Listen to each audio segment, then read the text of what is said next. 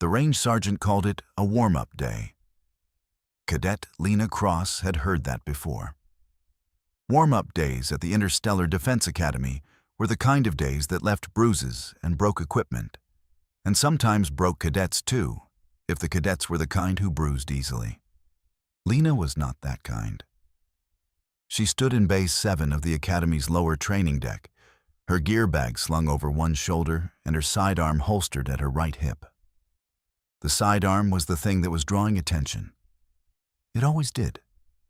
It was a Colt 1911, chambered in .45 ACP, manufactured on Earth in the early 21st century, ported and refinished and fitted with a custom grip that had been worn smooth by her grandfather's hand long before it ever met hers.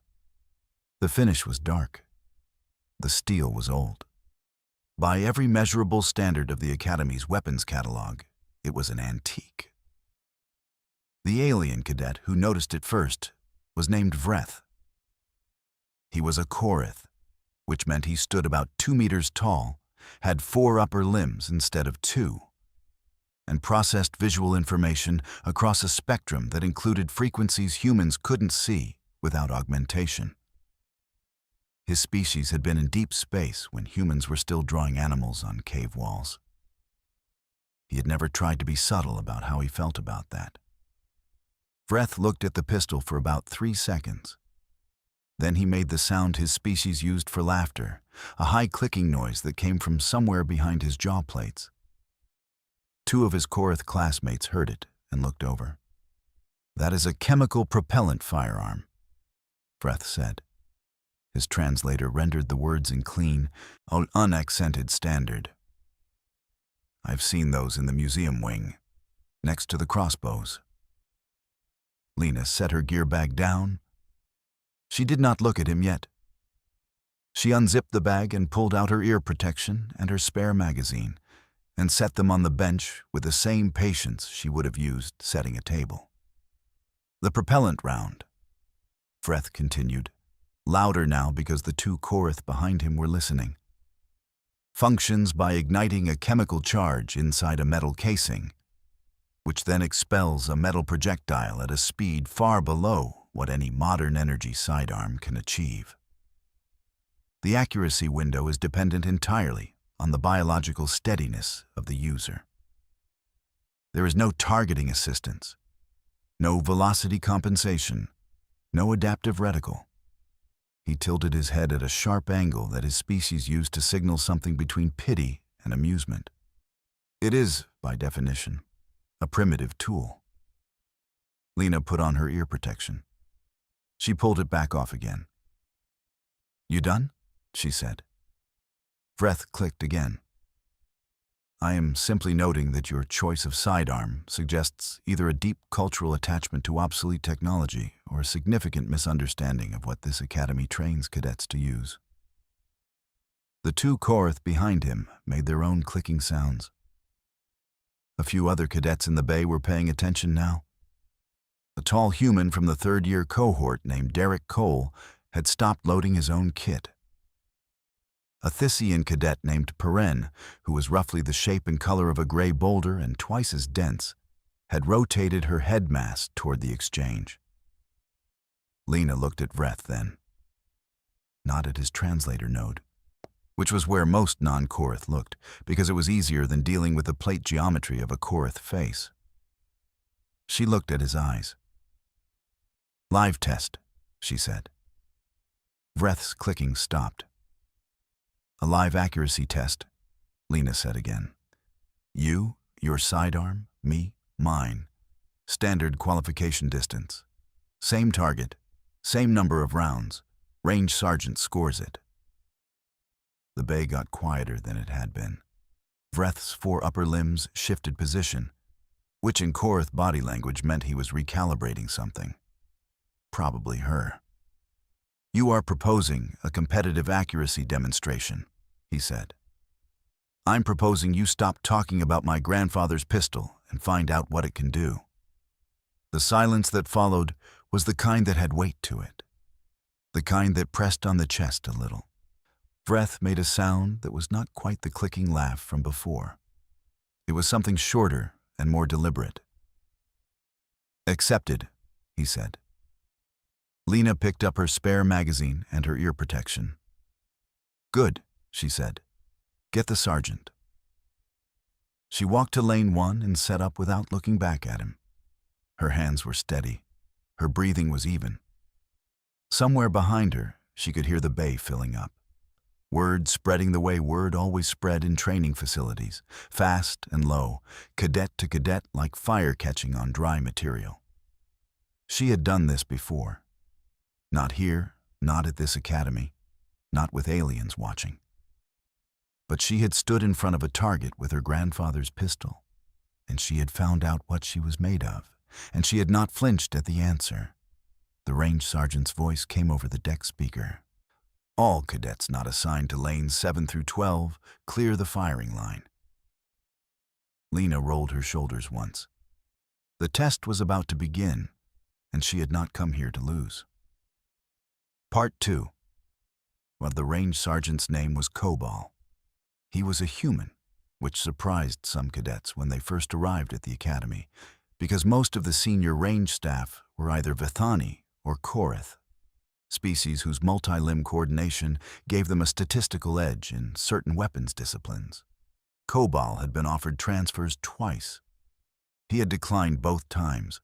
He ran his range the same way every day, clean and tight and without favoritism, and he did not tolerate grandstanding on his deck. He had heard the exchange between Vreth and Cadet Cross from across the bay. He had not intervened. He had also, quietly, he told his assistant to go find a proper scoring tablet and come back fast. Cobal walked to the center of the firing line and looked at both cadets. Lena Cross was in lane 1. She had already loaded and holstered. She stood with her weight balanced and her eyes on the target housing at the far end of the lane. The target system at this academy used reactive polymer plates that recorded hit velocity, point of impact, and grouping diameter in real time. It was calibrated for both energy and ballistic rounds, because the academy trained cadets from 14 different species and 32 different weapon traditions. Vreth was in lane 2. He had drawn his sidearm, which was a Korath standard pulse emitter, a compact, multi-grip weapon that fit the Korath 4-limb firing stance and could be operated one-handed with any of his 4 grips. It had a built-in reticle display that projected targeting data directly onto its user's visual field. It was 2 generations newer than the standard Academy issue sidearm. It was also, by any technical specification in the Academy catalog, significantly more accurate than a 100-year-old single-action pistol. The crowd had grown. Lena did not look at it. She had learned a long time ago that crowds existed in her peripheral vision and nowhere else when she was on a range. "Standard qualification format," Cobal said, loud enough for the room. 10 rounds. Standard silhouette target at 25 meters. Scoring by point of impact on reactive plate. Highest aggregate score wins. On any questions? Vreth said nothing. His 4 upper limbs settled into his shooting stance. Lena said nothing either. She drew the 1911 and held it at low ready. Cobal looked at both of them for a moment. "Lane 1 ready?" "Ready," Lena said. "Lane 2 ready?" Vreth made the affirmative click. "On the tone. You have 90 seconds." The tone was a clean, single note. Lena raised the pistol in one smooth motion. Front sight, rear sight, target. The geometry of it lived in her hands, not in her head. She did not think about it. She did not calculate. She squeezed the trigger the way her grandfather had taught her. Not a pull. A press slow at the back, consistent all the way through, and the pistol fired with a flat, hard crack that was louder than the energy pulse from lane 2. Louder than anything else in the bay. Mas, the kind of sound that moved through the chest cavity and registered somewhere below conscious thought. The plate at 25 meters registered the hit. Center mass. 9 points. She fired again, and again. The 1911 had a 7-round magazine. She fired all 7, ejected the spent magazine with the same motion her grandfather had drilled into her before she was tall enough to reach the bench without a step stool. Seated the spare magazine, fired 3 more. 10 rounds. 91 seconds total. But Cobal had already raised a hand to stop the clock when she hit the 10th. In lane 2, Vreth was still firing. He had 4 grip positions, and he was cycling through them with the efficiency that Korath training produced, each shot placed precisely.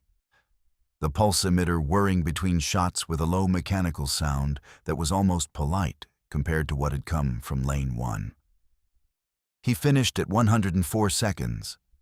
Cobal's assistant brought the scoring tablet to the line. Cobal read it. He did not change expression because he never did on the deck. Lane 2, he said. Aggregate score, 87 points. Grouping diameter, 4.2 centimeters. Vreth made a sound that was the Korath equivalent of satisfaction. It was a low hum at the back of the jaw plates. Lane 1, Cobal said. Aggregate score, 91 points. Grouping diameter, 3.1 centimeters. The bay made a sound. It was not any one noise. It was the sound of a large group of beings recalibrating simultaneously, which is a specific kind of sound that has no clean word in any language, but is immediately recognizable in everyone. Vreth's 4 upper limbs went still. Lena holstered the 1911. She picked up her spent casings from the mat, one by one, because that was what her grandfather had taught her to do. And she dropped them into the small metal cup she kept in her gear bag for exactly that purpose. She did not say anything. She did not look at Vreth. She did not perform the win. She had not done this to perform anything.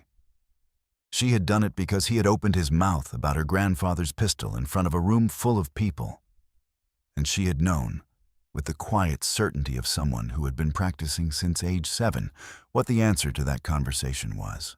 Derek Cole, the 3rd-year human in the back, laughed. It was a short sound, almost involuntary, the kind of laugh that escapes before a person decides whether to let it out. Perrin, the Thyssian cadet, made no sound at all, but her head mass rotated toward Lena in a way that carried something like respect. Thyssians did not offer compliments. They offered attention. It amounted to the same thing. Cobal looked at Vreth. Cadet Vreth, he said. Do you have any questions about the scoring? Vreth was quiet for a moment. The hum at his jaw plates had stopped. No, Sergeant, he said. Good. Both cadets, police your lanes and report to the secondary deck for live movement drills. We have work to do. Lena zipped her gear bag and picked it up. Behind her, she could hear the crowd beginning to move, and she could hear the shape of the conversation starting. Cadets from a dozen different species and cultures sorting through what they had just watched. She had not come to this academy to make a statement.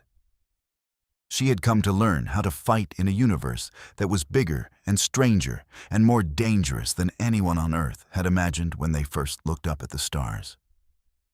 But she was her grandfather's granddaughter.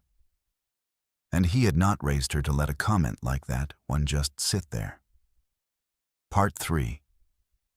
The movement drills on the secondary deck were a different kind of hard. The secondary deck was not a range. It was an obstacle and engagement simulation course. 200 meters of variable terrain, adjustable gravity plating, movable cover structures, and a population of training drones that the Academy's tactical AI controlled in real time. The drones used low-intensity training pulses that registered on cadets' suit sensors and logged as simulated hits. But they also had contact response modules, meaning that if you ran into one, or it ran into you, you felt it, and it was not gentle. Cobal had reorganized the afternoon cohort into 4 cadet fire teams before they entered the course. This was standard. The Academy believed that individual skill meant nothing if it could not be integrated into group action, which was a lesson that Lena had heard in briefings and had also learned the hard way on 3 separate occasions during her first 6 months. Her fire team was her, a second-year cadet named Carlos Ruiz, who was from New Mexico and had grown up climbing things that most people would not climb. Perrin the Thyssian, whose physical density made her an extraordinary point element in any breach situation, and Vreth. The Academy's team assignment algorithm was not sentimental, and it was not ironic. It was based on complementary capability profiles. Lena did not know if Cobal had influenced the assignment. She suspected he had not. She also suspected it did not matter. Vreth had not spoken to her since the range. He had not made the clicking sound. He had not made any sound directed at her. He moved through the gear check and briefing with the controlled efficiency that Korath cadets always showed before an exercise. And Lena had decided to match that energy precisely, because the alternative was either gloating, which she was not interested in, or tension, which would get someone hurt on the course. Team 4. Cobal said at the entrance to the secondary deck, looking at the 4 of them. Primary objective is the signal relay at grid point 7. Secondary objective is extraction of the simulated casualty at grid point 4. You will be opposed by the tactical AI from entry. Standard rules. Comms are live. Good luck. They entered. The first 10 seconds were quiet, which was the Academy's way of letting cadets feel safe before reminding them that safety was a condition that required maintenance. Ruiz went wide left, which was his instinct and his training. He was a flanker by reflex, and he was good at it. Perrin took the point position without being asked, because any team with a Thyssian in it put the Thyssian at point. That was just physics. Lena moved center-right. Tvar the 1911 replaced by her issued training sidearm for this exercise. A Vithani-designed pulse pistol that she shot competently, but without the bone-level familiarity she had with the Colt. Vreth took the rear position. The first drone came from the left at grid point 2, low and fast, and Ruiz put a training pulse through its sensor cluster before it completed its arc. The hit registered. The drone dropped. "Nice," Lena said on comms. "Born ready," Ruiz said. The second and third drones came together from the elevated structure at grid point 3, angled for a crossfire on the center channel. Perrin absorbed the fire on her suit sensors and charged straight through. And the drones recalibrated, but the half-second delay was enough for Lena to take one and Vreth to take the other. Lena noticed something. Vreth's shot had not come from behind her, where she expected it based on their positions.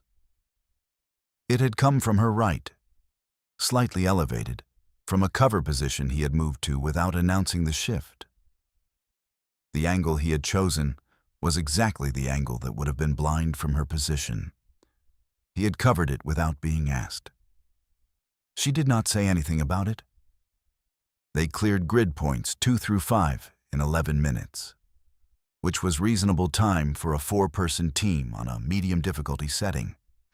The simulated casualty at grid point 4 was a weighted training dummy in a simulated compromised position, and Perrin carried it on one shoulder without breaking stride, which was one of those moments where having a Thyssian on your team stopped being theoretical and became extremely practical. The relay at grid point 7 was the problem. The Academy's tactical AI had stacked 7 drones in a defensive cluster around the relay, which was more than standard opposition for a 4-person team, and which Cobal had almost certainly authorized specifically for this exercise. The cluster was positioned in a way that made direct approach difficult and made flanking possible, but slow. 7 drones, cluster formation, Ruiz said from his elevated position on the left. If we go straight, they walk right through us. Not straight, Lena said. Perrin takes contact on the left side, draws their reposition. Ruiz, you're moving the moment they shift. I'll take center right. Vreth, high angle from the structure at 6. Cover the ones that don't reposition. There was a pause on comms. Vreth said, the structure at 6 is exposed during the approach. There's a 40% probability of sensor hit before I reach the firing position. I know, Lena said. You're fast enough. Ruiz will be drawing them before you're in the open. Another pause. Shorter. Confirmed, Vreth said. It worked, not cleanly. Ruiz took 2 sensor hits that would have been serious in a real engagement. Lena took 1. Vreth made the structure at 6 with a quarter-second margin, and from that position, his pulse emitter dismantled 4 of the 7 drones in the time it took Lena to reach the relay. When the last drone dropped and the objective tone sounded, Lena's heart rate was at 142. She knew because her suit told her. She stood at the relay with her training pistol in both hands, and she breathed through it, in and out. Slow and deliberate. Ruiz was making a noise that was halfway between a laugh and a complaint about his leg. Perrin set the dummy down with something that might have been care if Thisians did care, which was debated. Vreth came down from the structure at 6. He crossed the objective space and stopped a few meters from Lena. He did not make the clicking laugh. He did not make any sound for a moment. Then he said, your approach reading was correct. The angle of reposition was exactly as you predicted. Lena holstered her training sidearm. You covered the blind angle at grid 3, she said. I noticed. Vreth was quiet again. Team cohesion requires positional awareness of all members, he said, which was the Korith way of saying something without quite saying it. Yeah, Lena said, for it does. Kobal's voice came over their comms. Team 4, objective secured. Report to debrief in 10 minutes. They walked back toward the entrance together, and the secondary deck reset behind them, drones returning to starting positions, terrain elements resetting, the whole system preparing to teach the next group the same lesson it had just finished teaching them. Part 4. The debrief took 40 minutes. Kobal ran it the same way he ran everything, structured and direct. No wasted words. He broke down the team's performance at each grid point, identified the 2 moments where their coordination had been below acceptable, and the 3 moments where it had been above. He noted Ruiz's exposure at grid 5 as a pattern that needed correction. He noted the relay approach as an example of functional improvisation under pressure. He did not mention the range test from the morning. After the debrief, the cadets had a 90-minute meal and rest period before the evening training block. Lena took her tray to a corner of the mess and ate without looking at her data pad, which was something she tried to do once a day. Just eat, just exist for a few minutes without the academy demanding something from her. She was halfway through when Carlos Ruiz sat down across from her. He was 22, 2 years older than her, and he had the kind of easy comfort in his own skin that came either from a very stable childhood or a very well-processed difficult one. Lena had not asked which it was. She had learned in her first month that Ruiz did not need prompting to talk, but also did not fill silence with noise. It was a useful combination. So, he said, 91 points with a 100-year-old pistol. It's not 100 years old, Lena said. It's about 80. Okay, 80-year-old pistol. My grandfather restored it. The action's been updated twice. Ruiz ate a bite of something from his tray. Vreth looked like someone had handed him a math problem he wasn't expecting. Vreth is a good shot, Lena said. Ruiz looked at her.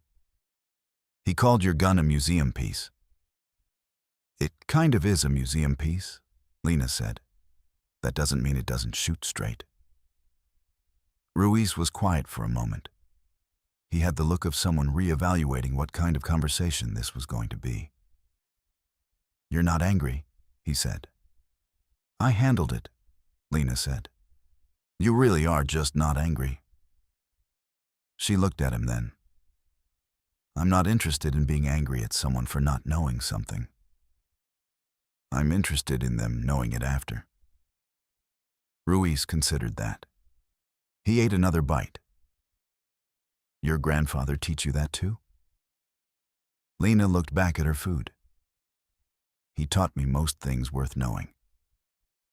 She did not say anything else about it, and Ruiz, who understood the shape of a subject being closed, did not press. The evening training block was classroom, which on most days meant sitting in a tiered lecture space with 40-plus cadets from 8 species and processing information delivered by instructors who ranged from extremely good at teaching to technically excellent but incapable of making it interesting. Tonight, it was tactics theory, delivered by Commander Asha Patel, who was in the second category and who Lena liked despite that. Because Patel's information was always reliable, and her tendency to speak in precise academic sentences meant that Lena's notes came out nearly verbatim.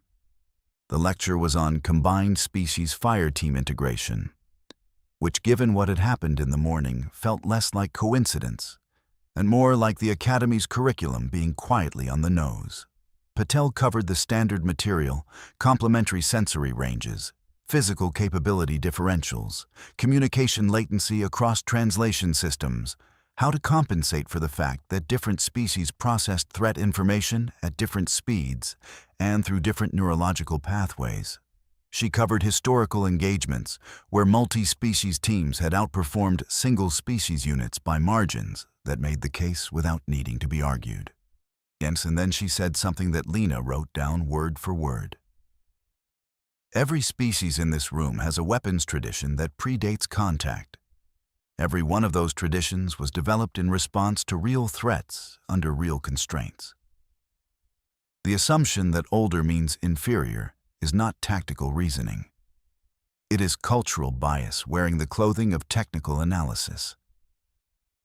Lena did not look around to see if Vreth was in the room. She already knew he was, because she had noted his position when they entered. Because noting positions was a habit that had been in her long enough that she no longer thought of it as deliberate. She did not look at him. She wrote the sentence down.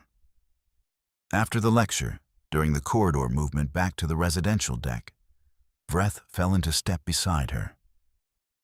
Not behind her, beside her, which required him to adjust his pace, because Korath stride length was about 30% longer than human stride length at the same pace. "Commander Patel's third section," he said without preamble. "Yes," Lena said. "I was aware of the principle," Vreth said. "I was not applying it this morning." Lena walked for a few seconds. "I know," she said. "Your grandfather," Vreth said, with the careful precision of someone handling an unfamiliar word. "He trained you with that specific weapon." "From when I was 7, Lena said. Vreth was quiet for a moment, in the way Korath went quiet when they were processing something that did not have a clean slot in their existing framework. "Korath weapons training begins at an equivalent developmental stage," he said. "My first weapon was my parents' secondary arm. It was also old. It was also functional." Lena looked at him. His jaw plates were in the neutral position, which in Korath expression meant neither conflict nor performance. It was the closest thing to open that Korath faces could do. "Was it a good weapon?" she said. "It was excellent," Vreth said, with something in the translator that was not quite pride but lived next door to it. "Then you know what this morning was about," Lena said. Vreth made a sound she had not heard from him before. It was low and short and did not have the sharp edges of the clicking laugh. She did not know what it meant exactly, but it did not feel hostile. "I know what this morning was about," he said. They reached the junction where their residential corridors diverged. Vreth's corridor was left. Hers was right. "You are a proficient tactician," he said. It was a Korath sentence structure. The complement buried in the noun and delivered flatly, without the hedging that the same complement would take in English. "You covered my blind angle without being asked," she said. "That's the same thing." Vreth turned down his corridor. Lena turned down hers. She walked the length of the hall and entered her room and set her gear bag on the floor and sat on the edge of her bunk. And for a moment, she did not do anything at all. She thought about her grandfather. She thought about a Sunday afternoon in a flat piece of Texas, with a paper target at 25 yards and a pistol that was older than her parents, and his voice behind her, patient and exact, telling her to press, not pull, and to breathe, and to know the weapon well enough that it stopped being separate from her hand. She thought about what it meant to carry a thing that far. She lay down and closed her eyes, and outside the Academy's hull, the stars were doing what they always did, which was exist without comment on whatever the small, warm creatures near them were working through. Part 5. The Academy's annual tactical evaluation ran for 3 days, and it was, by design, the closest thing to real conditions that cadets experience before assignment. It was not called a competition, it was called an assessment. The distinction was real in the sense that the scoring system evaluated absolute performance against standard benchmarks rather than ranking cadets against each other. But it was a competition in the way that everything involving 60-plus cadets in high-pressure scenarios was a competition, because the benchmarks existed in the same space as everyone else's scores, and cadets were not built to ignore that. Lena Cross was entered in 3 individual disciplines and 1 team event. The individual disciplines were long-range precision, close-quarters engagement, and situational threat response. The team event was a full-scale extraction simulation, 4 cadets, live opposition drones set to advanced, 1 hour, variable objectives. The team for the extraction simulation was the same 4 cadets who had run the secondary deck together. Kobal had submitted the team composition 3 days before the range incident, before anyone could call it a deliberate choice. Lena found out the composition the same morning the incident happened and had filed it away without comment. The individual disciplines ran first, on day 1 and day 2. Long-range precision was at 100 meters, which was outside the comfortable range of any chemical sidearm not specifically modified for distance work. Lena was not competing in sidearm at long range. The discipline used issued training rifles, Vithani design, semi-automatic, with a variable magnification sight system that was the same equipment every cadet used regardless of species. The playing field, at least in terms of equipment, was level. She scored 88 out of 100. It placed her 4th in her cohort. She was satisfied with 4th. 4th at 100 meters with a weapon she had been using for 2 years against cadets whose species had been building projectile technology for centuries longer than human civilization had existed, was not a poor result. And a close quarters engagement was different. Close quarters at the Academy meant a simulated urban environment.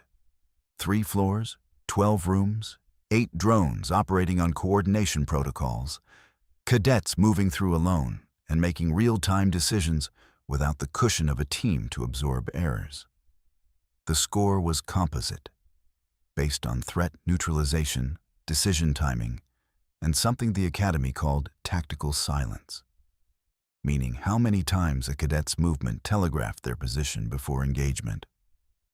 Lena shot it with her issued pulse pistol for the timed portion and the 1911 for the accuracy assessment subsection, which was the only subsection in the entire evaluation where cadets were permitted to use personal weapons, a rule that existed because the Academy's founders had understood that proficiency with familiar tools was its own form of combat readiness.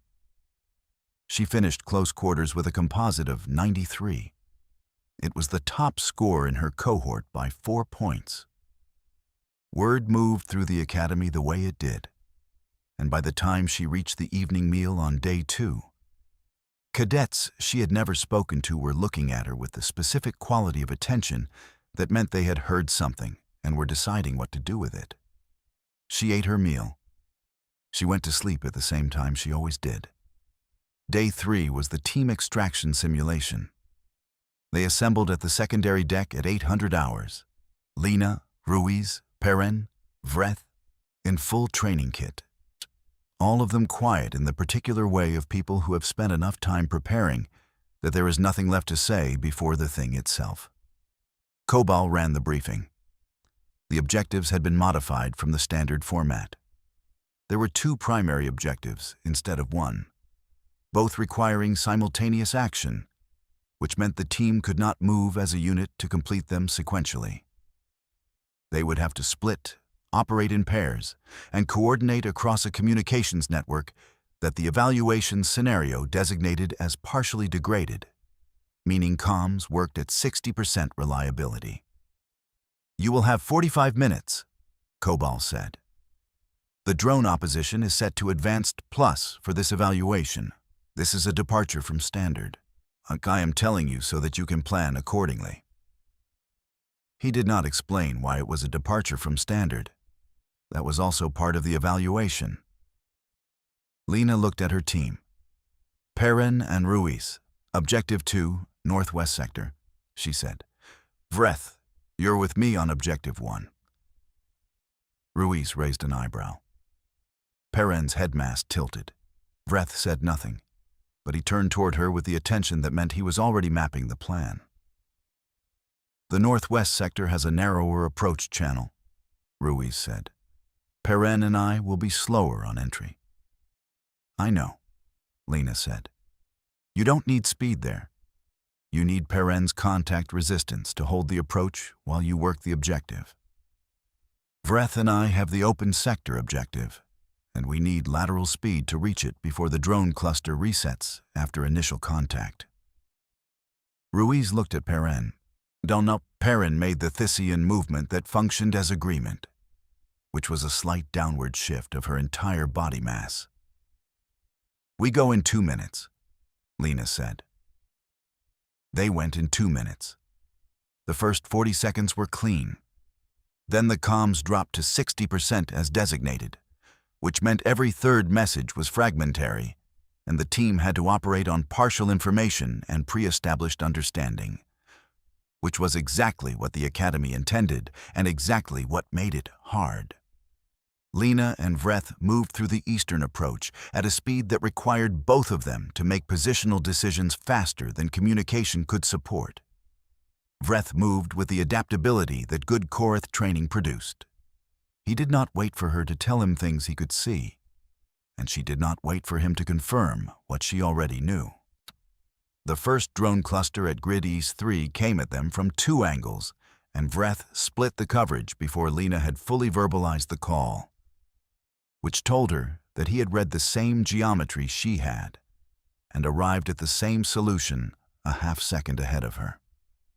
She adjusted left. He extended right. The cluster was neutralized in 11 seconds. "East 3 clear," she said into the comms. Static. Then Ruiz's voice, fragmented. "Northwest approach, contact, Perrin holding, I'm at the objective." "Copy. Push through," Lena said. The Objective 1 site was a relay installation at Grid East 7. Simulated sabotage scenario requiring a physical interaction with a panel system that took 90 seconds of uninterrupted work and that the drones around it were specifically tasked with interrupting. Vreth did not ask what she needed from him. He identified the drone positions around the relay, and he placed himself between her and the primary threat axis, and he held it while she worked the panel. And twice the defensive fire came closer than comfortable, and twice he adjusted without breaking position. The panel completed at 93 seconds. Lena stood and turned and found 3 drones repositioned past Vreth's cover angle, coming directly at her. and she fired twice with the pulse pistol. One miss, one hit, and the third drone impacted her suit sensors with a hit that logged as a significant wound designation. The simulation did not stop for significant wound designations. It continued and noted them in the scoring. She kept moving. Ruiz's comms came through clear for the first time in several minutes. Objective 2 complete. We are coming east. We have a split response scenario, Lena said. Northwest approach may have secondary drone activation. On it, Ruiz said. They converged at Grid East 5 with 8 minutes remaining. All 4 cadets, one with a significant wound designation, logged on her file. All 4 objectives complete. The evaluation timer ended. In the debrief, Cobal went through the scoring. The team's extraction simulation scored at 96 out of 100. It was, Cobal noted without additional comment, the highest team score recorded in the current academic year. He noted the significant wound designation on Cadet Cross's record and noted that her performance following it had not declined, which the scoring system logged separately as an indicator of operational continuity under simulated stress. And when the debrief ended, Vreth fell into step beside Lena again, same corridor junction, same adjusted pace. The panel work required that position to hold, he said. It did, Lena said. The drones that reached you, he said. I did not anticipate the repositioning speed. Neither did I, she said. They walked in silence for a moment. You shoot the old pistol, Vreth said, because he taught you with it. Yes, Lena said. Because it has no targeting assistance, Vreth said. No adaptive reticle, no compensator. Yes. Vreth was quiet again. The quiet had a different shape than it used to. So, everything it does, he said, is you. Lena was quiet for a moment. Everything it does is him, she said. I'm just the part that keeps practicing. They reached the junction. Vreth stopped. She stopped. Yanhei looked at her with the full plate geometry of a Korith face. Not at her translator node, at her face, the way she had looked at him on the very first day. I said your weapon was primitive, he said. I was incorrect. Lena looked back at him. You were measuring the wrong thing, she said. Vreth made the sound again, the one she had first heard in the residential corridor, low and short and without sharp edges. I will not make that error again, he said. I know, she said. She turned and walked down her corridor, and the academy moved around her, cadets and noise and the constant low hum of a facility that never fully slept. And in her gear bag, the 1911 was clean and loaded the way her grandfather had always kept it, because he had told her a long time ago that a weapon you carried deserved to be ready. And that readiness was a form of respect, and that respect was how you kept something alive across time. She had believed him then. She believed him now. And somewhere in the space between the stars, in a facility built for the purpose of making soldiers out of cadets, that belief had just been tested, and it had held. It had always held.